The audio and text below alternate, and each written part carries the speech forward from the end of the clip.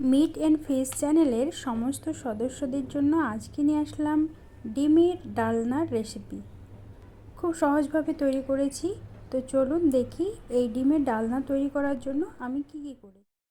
প্রথমে আমি 4টে ডিমকে সেদ্ধ করে নেব, ভালো করে হার্ড বয়েল করে নেব। ডিম 4টে সেদ্ধ হয়ে গেছে, তার পাশাপাশি নিয়ে নিয়েছি একটি বড় সাইজের সেদ্ধ আলু। সেদ্ধ আলুটাকে আমি 4 পিস করে কেটে নিয়েছি মোটা মোটা করে, দেখতেই পাচ্ছেন। তো এখন এই যে ডিমগুলো আছে, ডিমগুলোর গাগুলো হালকা করে চিড়ে দেব।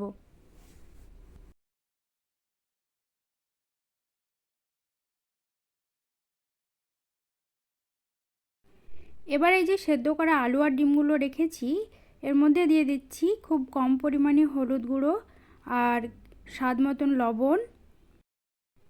বেশ ভালোভাবে মাখিয়ে রেখে দেব। অন্যদিকে একটা প্লেটে নিয়ে নিয়েছি 2টো কাঁচা লঙ্কা, হাফ পিস পেঁয়াজ আর কয়েক কোয়া নিয়েছি রসুন আর কয়েকটা স্লাইসড নিয়েছি আদা। সেগুলোকে আমি পেস্ট করে নিলাম খুব ভালোভাবে।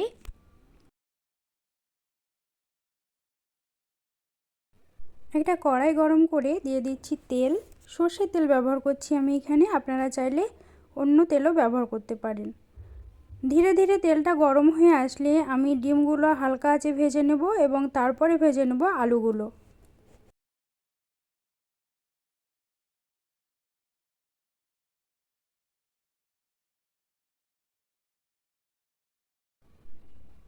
ওই তেলের মধ্যে আমি দিয়ে দিচ্ছি একটা তেজপাতা আর একটা এলাচ। এলাচটা আমি ফাটিয়ে নিয়েছিলাম যাতে এলাচের সুগন্ধিটা তেলের চারিদিকে ছড়িয়ে পড়ে।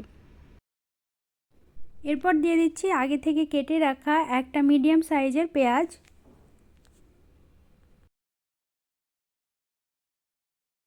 পেঁয়াজটা সামান্য নরম হয়ে আসলে দিয়ে দিচ্ছি আগে থেকে করে রাখা ওই যে পেস্টটা করে রেখেছিলাম আদা এবং রসুন পেঁয়াজ লঙ্কার, সেই পেস্টটা আমি দিয়ে দিলাম।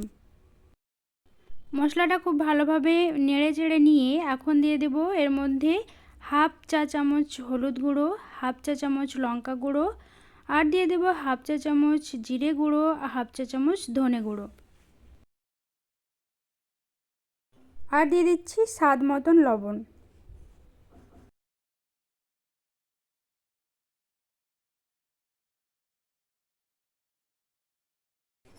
একটু খুব ভালোভাবে নেড়ে নিয়ে তারপরে দিয়ে দিচ্ছি 2 টেবিল চামচ টমেটো পেস্ট। দেখতেই পাচ্ছেন মশলার রঙটা পরিবর্তন হয়ে এসছে। এই টাইমে আমি দিয়ে দিলাম খুব সামান্য পরিমাণে একটু চিনি। চিনিটাতে এর যে টেস্টটা, সেই টেস্টটা একটু অন্যরকম সুগন্ধিপূর্ণ নিয়ে আসবে।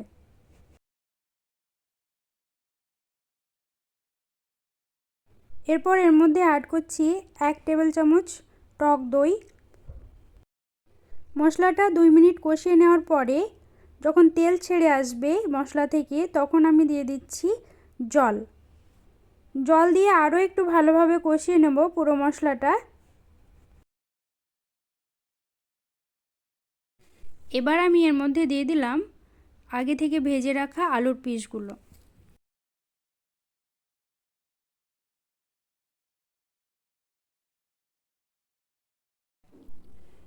এরপরে দিয়ে দিচ্ছি ভেজে রাখা ডিমগুলো।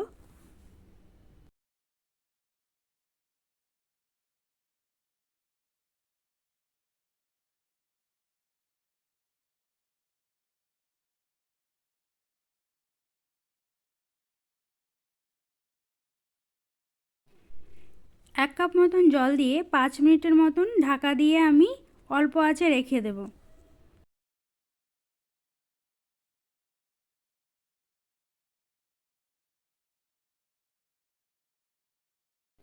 5 মিনিট পরে ঢাকনাটা খুলে দিয়েছি। এমন সময় আমি দিয়ে দিলাম খুব অল্প পরিমাণে গরম মশলা।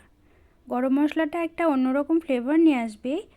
আর এই গরম মশলা দেওয়ার পরে একটু ভালোভাবে ঝোলের সঙ্গে মিশিয়ে দিয়ে রেডি আপনার ডিমের ডালনা। তো কেমন লাগলো আমার এই রেসিপিটি?